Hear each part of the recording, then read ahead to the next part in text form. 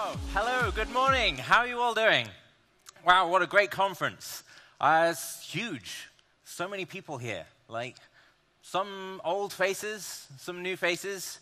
It's great to be here in Israel. I want to sort of start off by offering my own thanks to the BlueHat team. This is one of my favorite conferences, and you guys organize it every year in this amazing way. You managed to get so many people here. You managed to organize such an enormous event.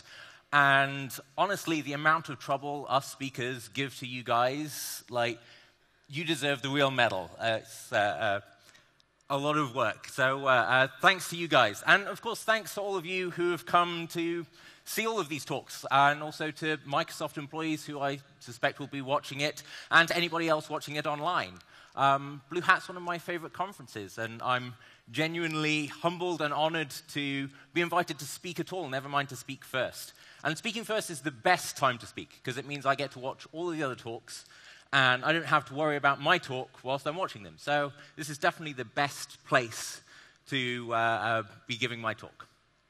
So yeah, for those of you who don't know me, that's my name, Pwn all the things. Matt Tait is the fake name that I have on my passport to go between countries. So most of you will probably know me from Twitter. That's the main place that people know me from nowadays, which is very weird for me because I don't look entirely like my passport photo there. But yeah, so at the moment I'm teaching at UT, which is in Austin. I'm very glad to be able to teach people there. Before, I used to work at GCHQ. I used to work at a couple of places that people might have heard of. I used to work at Google Project Zero, which is an interesting organization. I used to work, well, I was a consultant, so I used to work quite closely with Microsoft as well. So I'm very glad to be back here at a Microsoft conference. And a big shout out, of course, to all of my friends back in Redmond, and the Windows security team in particular. So anyway, before I go on, this here is 2014. This is the Israeli-Gaza conflict.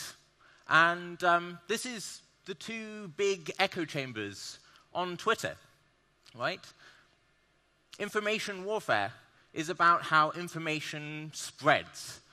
And echo chambers are a good example of how that works. So it's a pretty picture. So anyway, what is fake news and disinformation, and why do we care about it? Why is it in the news all the time? Right? It turns out it's actually word of the year, according to one of the big dictionaries, which is fake news in itself, because fake news is 2 words, so they really screwed up there. Actually, they had 10 words of the year. I'm not sure how that works. And one of the other ones was echo chamber, which, again, fake news is 2 words. So yeah, we have photographs of this guy here riding a shark. And one of the really interesting things about fake news and information warfare is how much it's in the news for things like Russian trolls. We have things like APT28, hacking into information from things like the DNC, stealing all of their emails and publishing them online. This is why we know about all of this stuff. But what I want to tell you about today is that fake news and disinformation is really old. It shouldn't be word of the year in 2017, because we've had this problem for 3,000 years. So I'm going to start off by telling you why this is a really old problem, then I'm going to tell you what's changed, what's new. So, first of all, a couple of words that have been in the news. Disinformation. Disinformation. So, allegedly coined by Joseph Stalin himself. I don't know whether that's true, but it sounds like a good story. So, maybe it's true. From desinformatia. And the cool thing about it is that, according to the story, it is itself disinformation. It is a word that is disinformation itself, because it comes from a Latin root, because they didn't want it to sound Russian. They wanted it to sound French, right? And being a Brit, I can fully endorse blaming the French for our problems. So, it's very meta. But then the cool thing is that maybe that story is fake. So that would be a disinformation about disinformation being disinformation. So it gets very meta very quickly. Fake news. This has been in the news a lot, right? And this is why, right? This guy, right? Just so you don't think I'm overdoing it, this is every tweet that he's done. Well, I haven't checked this morning. This is every tweet that he's done mentioning fake news since January the 1st, right? That's a lot of fake news, right? So where does this word fake news come from, right? Well, ultimately it comes from this sort of term. It was actually coined by the media, and it was really about clickbait. You know, these sites that invented completely bogus stories just to get people to click on them and then to get money. So basically The Onion, but for partisan echo chambers. You know, completely fake things like, you know, Hillary Clinton is secretly a robot, right? Donald Trump's hair is actually a carpet, right? Information, you know, Taylor Swift is secretly an InfoSec pro on Twitter, right? You know, clear fake news, right? But the problem was that we discovered pretty quickly that it doesn't matter how blatantly obvious your clickbait fake news is, people believe it, right? Pizzagate. You remember Pizzagate? So blatantly false. Nobody in their right mind could possibly believe it. But someone did. They went and shot up a pizza restaurant in Washington, D.C. So fake news is basically disinformation. There's not really that much between the two of them, right? We might as well just combine them together, because disinformation is giving people fake news. It's about misdirecting them. And one of the things that's, I think, important to distinguish is disinformation from misinformation, right? Misinformation is you made a mistake. Like, I was misinformed about such and such, right? Is that someone told me this thing and it wasn't true. Disinformation is different. Disinformation is about making you believe something that is completely untrue by disinforming you, right? Mis comes from mistake. Dis means opposite of, right? So disinformation is quite different. And then we have this other word, active measures. We hear this a lot in the press, right? You know, it's in the news quite a lot. Active measures is a bit of a superset of disinformation, right? This actually is a very old document. It was released it was from the CIA archives. And we have here a working definition from the interagency process of the US intelligence community, right? So this is the Director of Central Intelligence and the NSA and all the rest of them. They come together and they say, this is our working definition of active measures in the 60s, right? This is old. This is not new. This is not 2017. This is old. This is decades and decades old. It might be new to us, but it is old to the intelligence community. It is old news, right? So what is information warfare? It's basically these three things put together. And what's happening here is the way we make decisions sucks, right? As humans, we suck at making decisions, right? It happens all the time, right? When someone tells you a fact, it either goes into your brain or it doesn't. And the main thing that decides whether or not it goes into your brain is whether or not you already agree with it, right? How horrifying is that? It's about minimizing cognitive dissonance, which is a very long way of saying that we like to agree with ourselves, right? When we have a model of how the world works, right? You go to work in the morning, you earn your money, you come home, like, we know how that works. We also know how politics works. You know, those guys, they get up on stage, they say their spiel, and then they go home and do whatever they were going to do anyway, right? We all have a model of how the world works. And when new information comes in, we assess the information in light of our model, not our model in light of the information. We don't like cognitive dissonance, right? It makes us uncomfortable, right? It makes me uncomfortable for sure, right? This is why I love this topic, because I agree with all of it. It's amazing, right?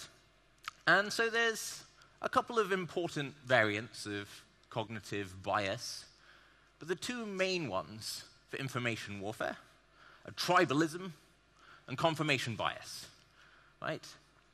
Tribalism is, or partisanship is, I'm part of a group, right?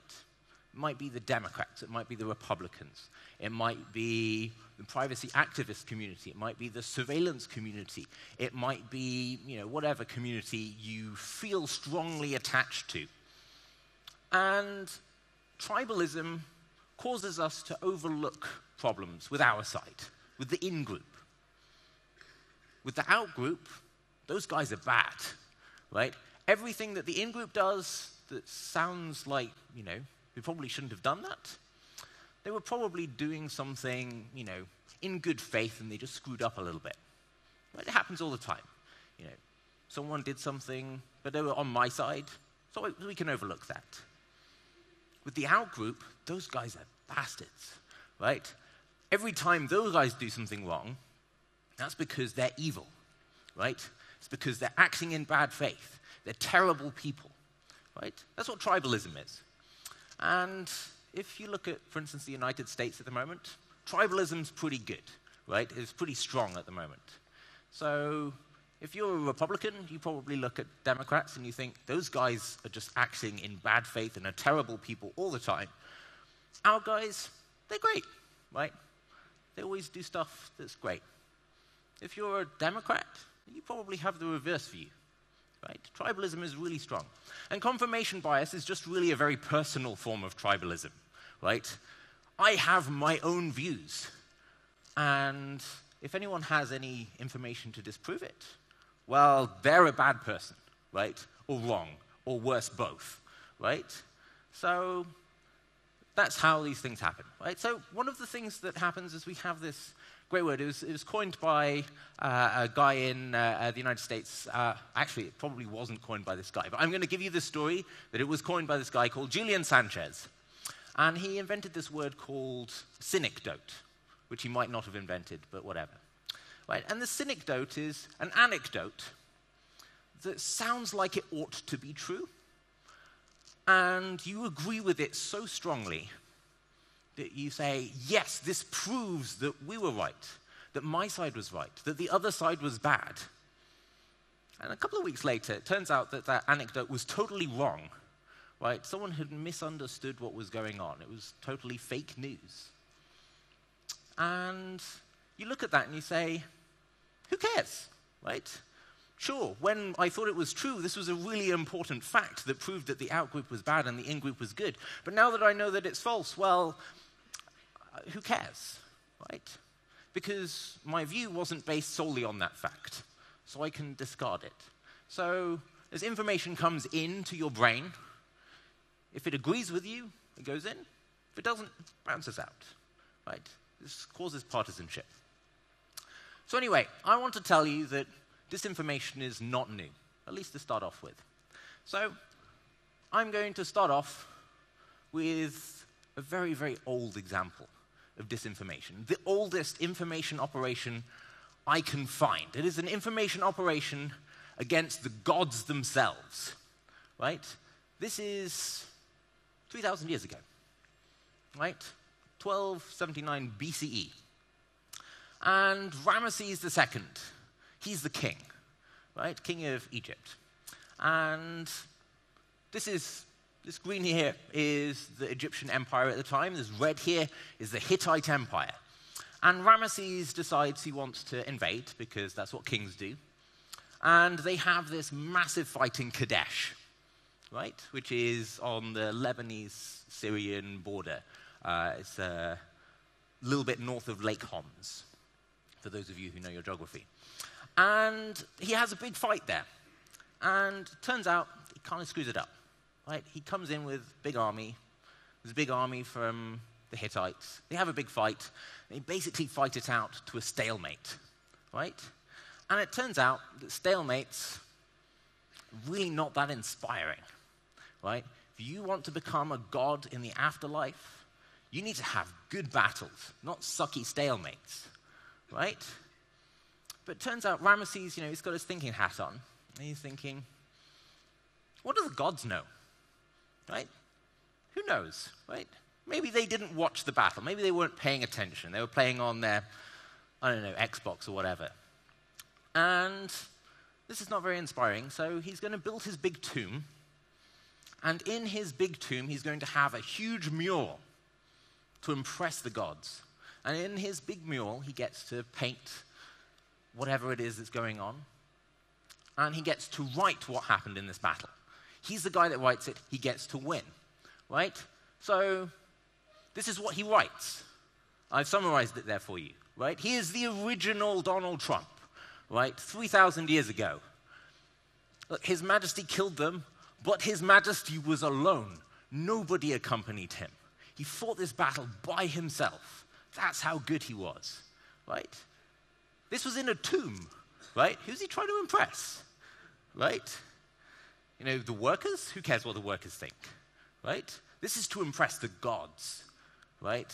This is the first information op, 3,000 years ago. Here's a more recent one, right? I'm talking about modern disinformation. So now we're up to the Romans. And it turns out, I'll give you a quick, this is Augustus Caesar here on the left. We have Mark Antony on the right. And they have a big spat. And the spat is basically over the fact that Antony helped kill Augustus' dad, who was Julius Caesar. Right? It turns out that's a really unpopular thing to do. Don't do it. Right? And so Mark Antony was managing, on behalf of the Romans, he was managing the Egyptian half of the empire. And Octavian, or later Augustus Caesar, was managing the Roman part of the empire. And Octavian really wanted to go to war with Mark Antony to show him who's boss. But he needs an excuse. He needs a pretext to go to war. And the pretext he comes up with is the will of Mark Antony. He goes to the Senate in Rome and he says, here, I have the last will and testament of Mark Antony. And it's got 3 things in it. When I die, the throne goes to some guy, right? But more importantly, my land goes to the children I've had with Cleopatra, right? This is a relationship that caused problems in Rome. But then the third one was the thing that really got it, right? When I die, I'm going to be buried not in Rome, but in Alexandria in Egypt. You can give your land away, but you get buried in the wrong country, that's treason, right? And the Senate's like, that sounds like a fair pretext for war, and they go to war, and eventually Augustus Caesar wins, right? But the cool thing is, this will was completely fake, right? Or at least it's probably fake. We don't really know, but it's probably fake. And so this is a good example of disinformation from a very long time ago. None of this stuff is all that new. So I'm going to fast forward a little bit to the Soviet Union, right? And it turns out that when you look through information operations for the Soviet Union, it's very easy to end up like this guy, right? I'm not saying it was the KGB, but it was the KGB. It's always the KGB, right? Because if you have the selection bias of the conspiracy theories that we actually knew happened, the problem is that very quickly we end up saying all these conspiracy theories and they sound crazy. But we actually know that a bunch of them are true. And the cool thing about them is that they're either a conspiracy theory that actually happened, or someone else put a lot of effort into making you think this was a conspiracy theory that really happened, which is itself a conspiracy theory. So it gets a little bit meta for you there. So all of these stories come from CIA declassified sources, a good, unbiased set of documents there. The CIA can be wrong. They often tell me that that's a lie, but they are often wrong. And it tends to err, when it errs, in a very pro-US, anti-Soviet direction, right? I know this will come as a huge surprise, right? So anyway, information operations are by definition conspiracies, so you have to be a little bit careful, Right? Conspiracies existing doesn't mean everything's a conspiracy, and you have to be a little bit careful in this field not to see reds behind every lamppost, right? Reds under the bed. This drove a lot of congressmen completely mental in the 60s, right? So the reason I'm going to talk about them is that you need to understand the scale and the purpose of these operations to understand modern operations, to realize that modern operations are not one-off things. They're not these little events that just so happen to have taken place, but actually are this directed effort with significant budget, with significant staffing, and measurable outcomes that they are planning. That we as engineers, when we're thinking about disinformation, it doesn't matter that this was Russia. It matters that people are putting time and money behind these operations, and we need to counter them seriously. So this is the sort of scale that we're talking about, right? The director of the Central Intelligence Agency, or the deputy director rather, John McMahon, goes to Congress in 1982, and he says the Soviet Union is spending $3 billion in 1982 dollars on active measures against the United States, globally around the world. And you have to be a little bit careful about what that actually means. This is Soviet influence operations. Some of this is forgery, some of this is active operations, some of this is bribery. But a lot of it is what we would now think of as disinformation. $3 billion is about $9 billion in today's money, which is about the budget of the NSA, right? This is just on influence operations globally. Like, this is enormous. This is about 10% of Israel's GDP on disinformation, right? This is huge, right? 15,000 Soviets who were working on planting fake news reports, forging documents, mostly in countries outside of the United States to change people's perception of the Soviet Union and of the United States. This is before we had computers. This isn't all that new. So the big things that they did was they did forging documents and they did planting news stories. Sounds familiar? Right? When has that ever happened, right, in recent history? We need to think of this in terms of how these information operations are planned, who is directing them, and who cares about them, that they're willing to put that kind of resource into it. Because if they're willing to put that kind of resource into it, then actually we need to take this very seriously and not think of this as, they planned this DNC operation, and then they planned this other operation, and there's just one or two of them a year. No. If you have that kind of budget, you have a constant pipeline of operations. You have a huge research department. You're doing, huge amounts of planning in order to build up these kind of operations to operate at that kind of scale. So here's a couple of examples, right? First one, US telegram of an ambassador. This was in India.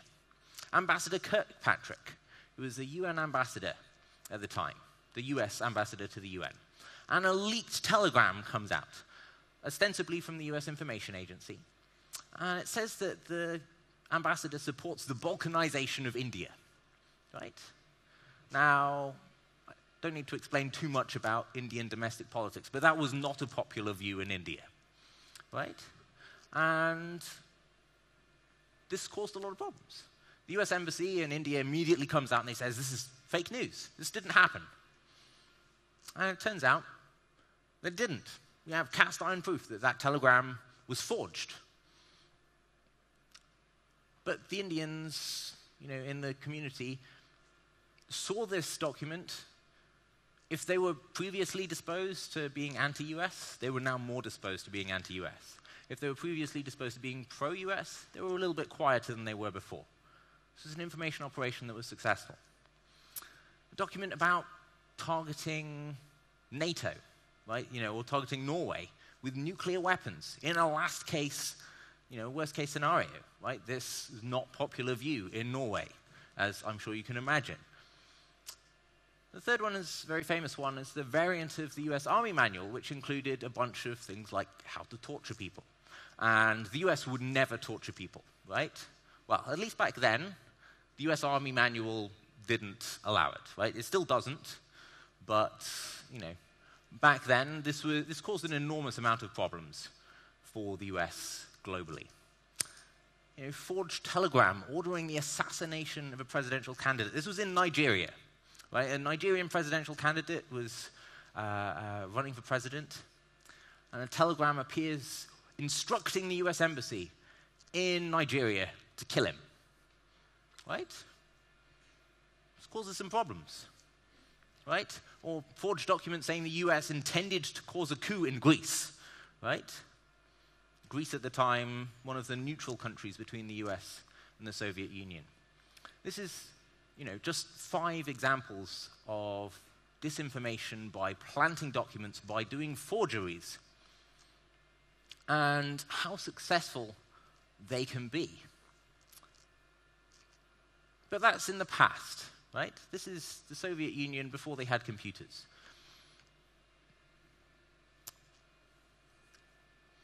This is 21st century information warfare. Does anyone want to guess what that picture is? This social networks. It's the Harlem Shake, 2013. This is people interacting with the Harlem Shake video. I mainly use it because it's pretty, but it's a cool sort of visualization of how different social networks interact with each other when things go viral. You have Twitter, you have things like YouTube, people interacting with each other and sharing information. This is the world now.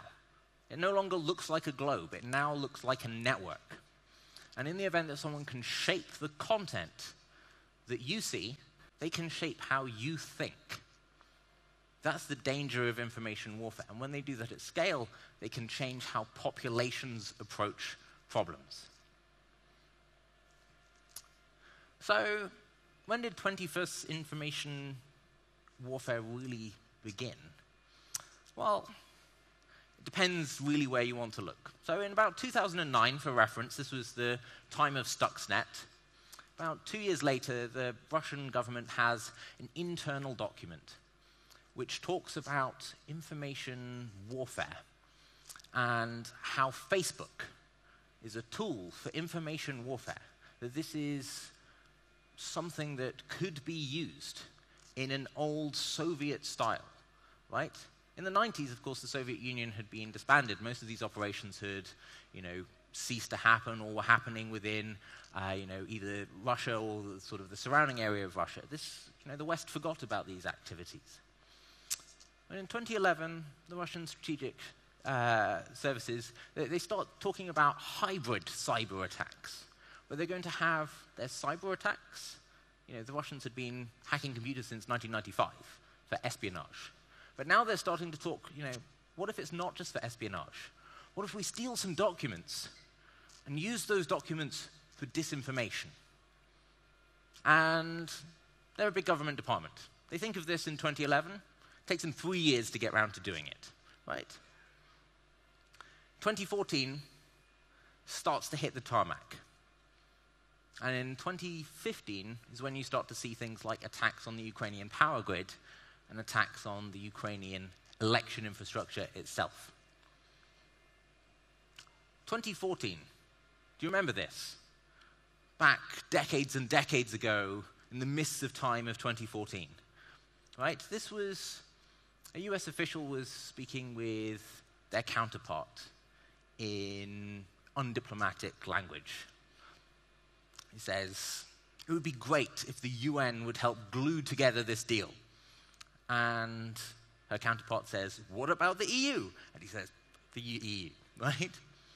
And very quickly, this is on YouTube with subtitles in whichever language you want, right? Especially Ukrainian and all the European Union languages, right? This was a phone conversation.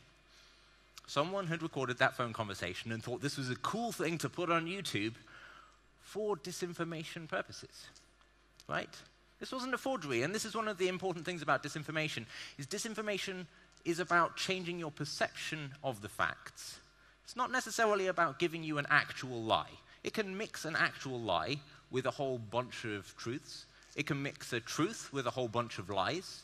It can be entirely lies, or it can be entirely truth, but so far out of context that it changes how you think of it, because the context is the lie itself. This is the difference between, a lie versus disinformation. Disinformation is about changing your perception of truth. And 2014, we have the Ukrainian election hack. You remember this? Cyber Berkut. Now, they become a bit more important later, because this is APT 28, right? Cyber Berkut attacks the network. They say, we, Cyber Berkut, have totally destroyed the network and electronic infrastructure of the Ukrainian Central Election Commission. And what they do is they publish who the winner of the election is, Dmytro Yarosh, who's the right-wing candidate who didn't win the election. But they publish it anyway. And the cool thing is, the Ukrainian election officials, they're monitoring their website, and they say, whoops, this isn't the guy who should win. And before it goes live, they turn it off. And then RT says, the Ukrainian Election Commission has declared this guy the winner. They're working in tandem, right? This is the Russian security services operating information warfare. And then we have TV5 Mond. This is where the Russian security services are starting really to get to the metal of integrated information warfare. Now they're taking over entire TV stations. They're doing this undercover. They're calling themselves the Cyber Caliphate, right? But we know that they're not, because we know that they're sharing infrastructure with APT 28. We know that they're using APT 28's communications protocols. We know that they're using the communications infrastructure of APT 28. But they're calling themselves the Cyber Caliphate and taking over French TV stations.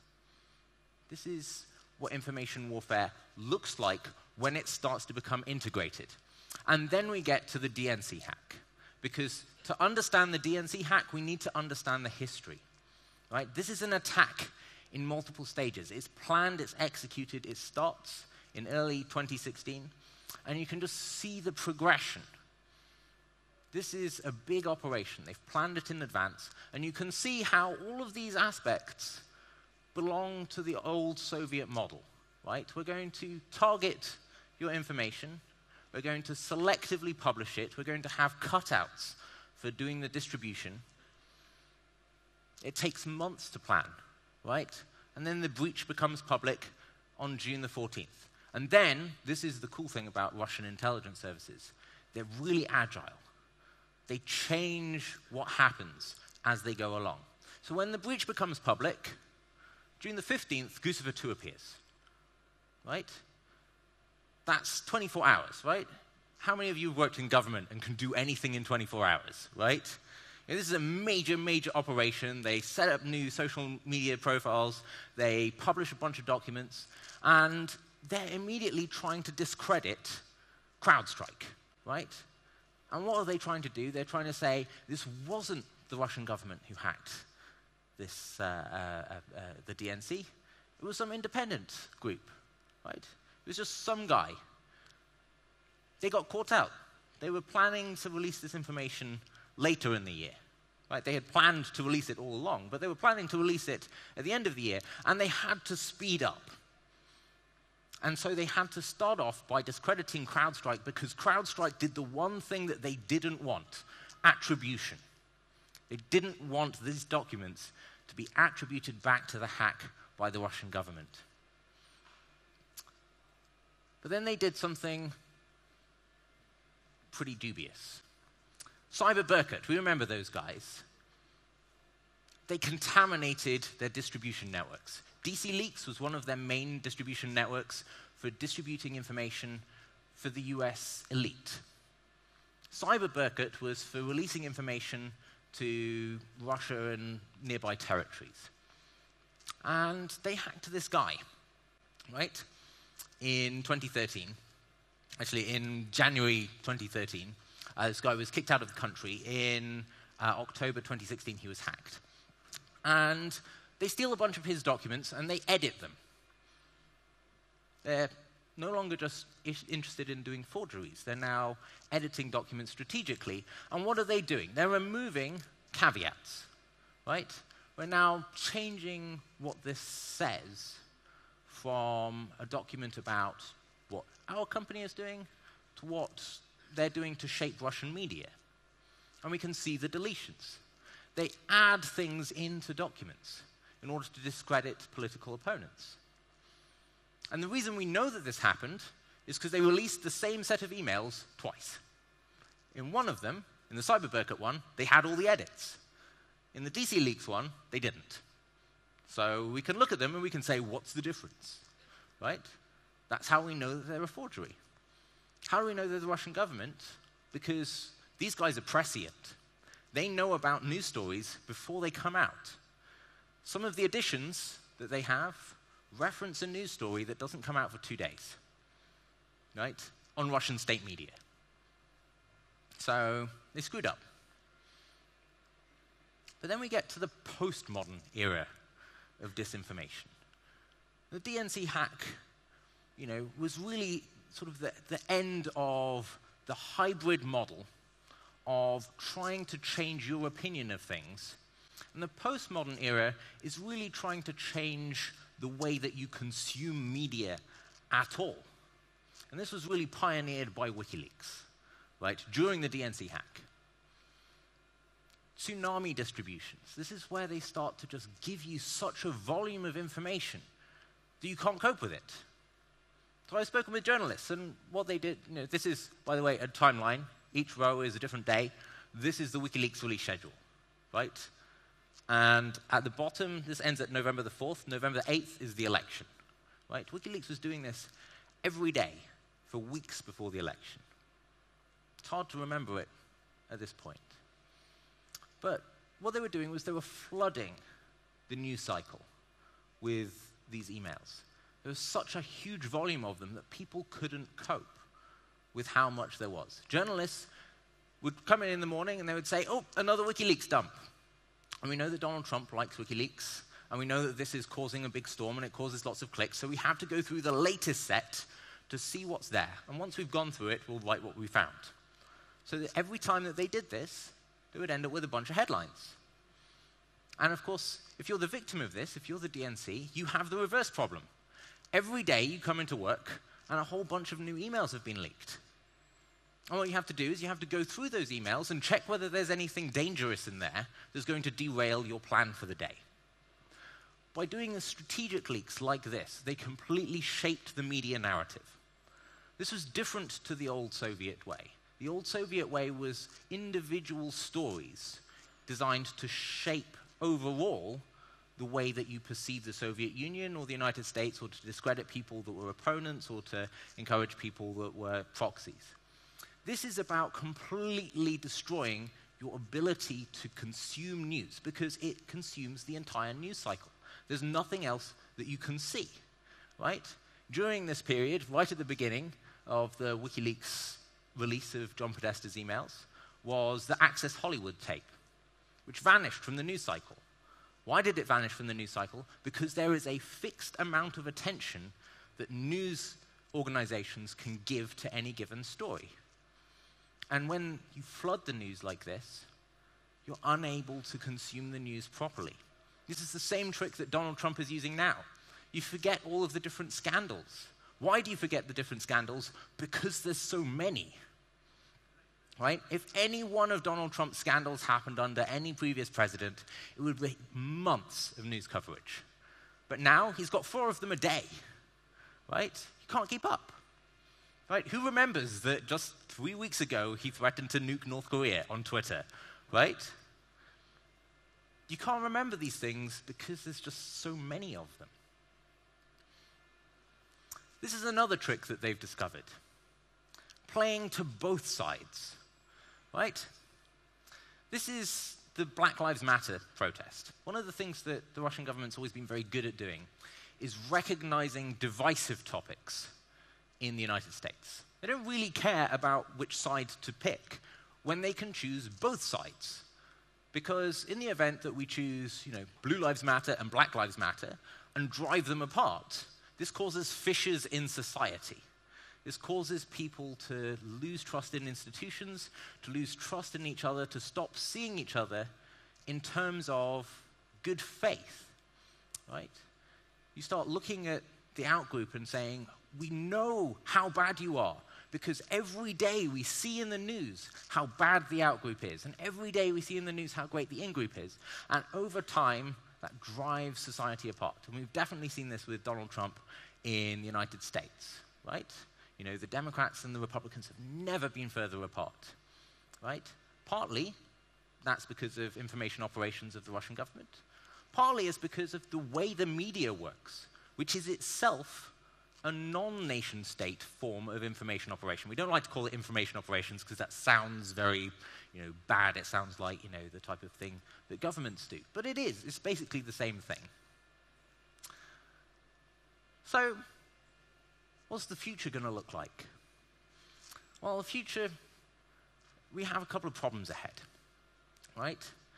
The first one is we're going to stop being able to trust information that's on the internet, that we can see with our own eyes and listen to with our own ears. When you see Donald Trump say something outrageous in future, or perhaps a different candidate, you're not going to know whether it's true or whether it's CGI, right? We're already at the point where video games are so realistic you almost can't tell that they're real, right? It's caught out a bunch of news agencies over the past few years as well, right? This is a great example where basically in real time, by changing his face, so just speaking, he could cause Vladimir Putin to say anything he wanted, right? Imagine that in reverse, maybe. I don't know. And we also have things like Google now has automatic generation of voice that you can't tell is not a human. It's so good, right? AI has now got to this point where forgeries are easy to create. You're not going to be able to tell that they're forgeries. This is one of the things that we as technologists are going to have to come to terms with, right? Because this is what the future of disinformation is going to look like. We're also going to have to cope with ransomware changing. At the moment, ransomware is an information operation, but it's a really lame one. It's about denying you access to your information. In future, it's going to be about, once we have better techniques, once AI is more evolved, once you have better people developing these ransomware, they're going to start sharing your information. They're going to start exposing it in ways that look like information operations directed at you if you don't pay them money. They're not going to have to charge you $400 for that. They're going to be able to charge you thousands, right? This is really dangerous, and we're going to need to come to terms with that as an industry. And we're also going to have to come to terms with the fact that information operations are increasingly not just done by governments.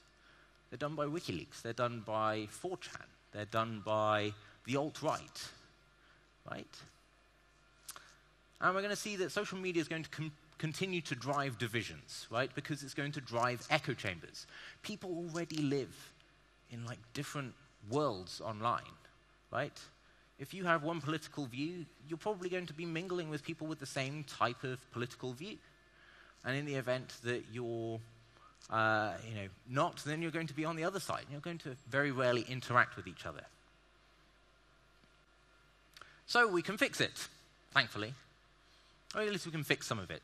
It's maybe a depressing topic to begin a Tuesday with. This is how everything is broken and everything is wrong. But there's a bunch of things that we can do as technologists. A little bit careful talking to engineers about solutions. It's usually better to talk to engineers about problems and let them work out the solutions. But here's some ideas that we can sort of go with. One of the big things is automated decisions based on user input, right? Things like reputation systems, things like automated bans pending an admin checking, right? Things like up-ranking posts because they've had such a large number of retweets that we're going to publish this more broadly. This is admin mode for people with bots, right? If you are collating community information, that is admin information. There's an admin tool for people with bots.